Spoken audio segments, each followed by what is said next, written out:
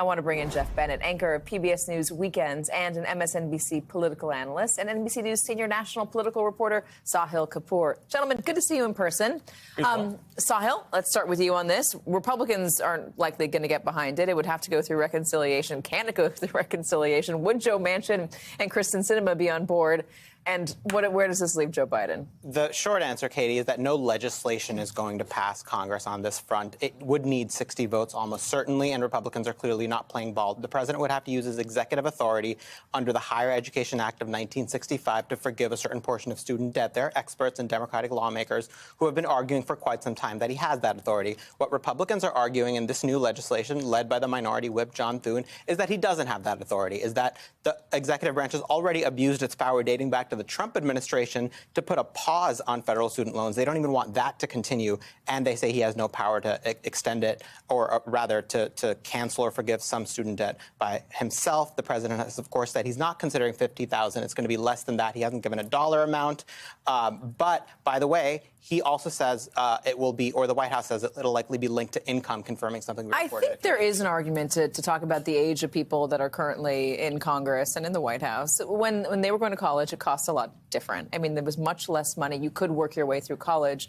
Going to college now, I get the idea of, hey, you got to work your way through, pull yourself up by your bootstraps. But the college now is insanely expensive, 50, 60, 70,000 more. And then you add housing on.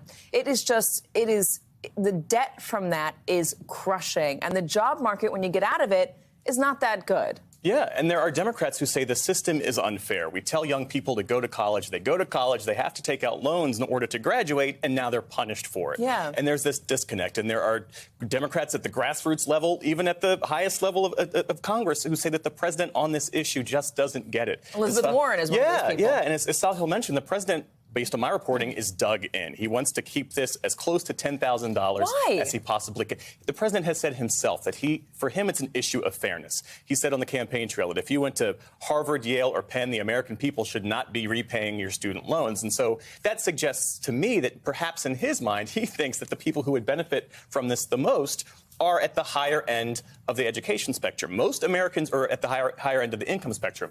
Most Americans don't have student loans because most Americans didn't go to college. And that has been one of the major issues, one of the major stumbling blocks, I think, in this White House. But it's not just the elite Ivy schools that cost that much, Jeff. I mean, most colleges cost tens of thousands of dollars a year. Community college can cost a lot when you're talking about housing and books, et cetera. It's obviously not as much, but I'm confused by the idea that we're not going to help you be a better, more educated citizen in this country by going to college and trying to give back. It doesn't make sense to me. Yeah, and I think your argument is right on the merits. And it's one of the reasons why the White House is even considering ways to restructure. Also, a lot of people who go to those schools who can't really afford it themselves, and they've reached a long way to get there. Yeah, and they don't realize until they're adults that the loans they took out in college would end up hurting them in the long run. It's also demographic based a little bit because the Republican base is older and less college educated. The Democratic base is increasingly younger and more college educated. So that's why we see this disparity. What does it mean for the 2022 midterms? What does it mean for the 2024 presidential election? Well, for the 2022 midterms, this is one of the rare few things that President Biden can do that would have a meaningful, tangible impact on the lives of young voters who are disengaged right now relatively, who don't rate this administration's performance particularly highly. And I spoke to a number of them for a story last week who talked to our NBC pollsters about why they somewhat disapprove of President Biden. And the single biggest thing that comes up is the cost of living. It's very difficult for them to get by financially. Expensive. And this would be a major piece of relief that the president could do unilaterally, in theory at least. And just quickly on this issue of whether or not the president has the authority to do this, he tasked lawyers at the DOJ and the Education Department last year to look into this issue. The White House has not released the findings, but I have the view that if they told him he didn't have the authority, he would have said that by now. You know, the war in Ukraine is taking a lot of money. $33 billion is what President Biden is asking Congress for to help the Ukrainian people. I don't think there's very many people out there who say that's a bad idea.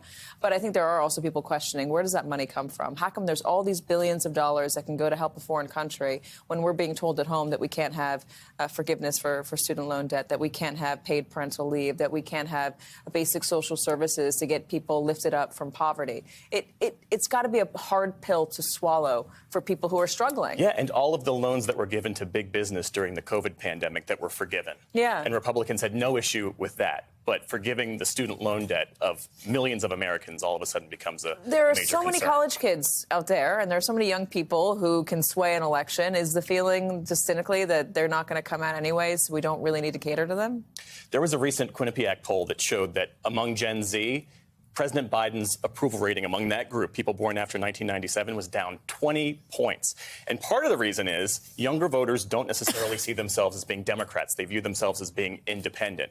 And so the idea is you waive student loan debt. That should be a layup. That's a political layup, and that should be able to cut through the noise and reach these younger voters who are harder to message to and who are harder to convey the importance, Democrats view it, of going out to the ballot in this midterm election and voting for whatever Democrat is on the ballot. Listen, both political parties need new voters, and those are new voters, and they will be the only voters soon enough. Yeah. Sahil and Jeff Bennett, it's so great to see both of you. You too. Welcome back to the studio, or I should say welcome. Thank you for welcoming me to Washington.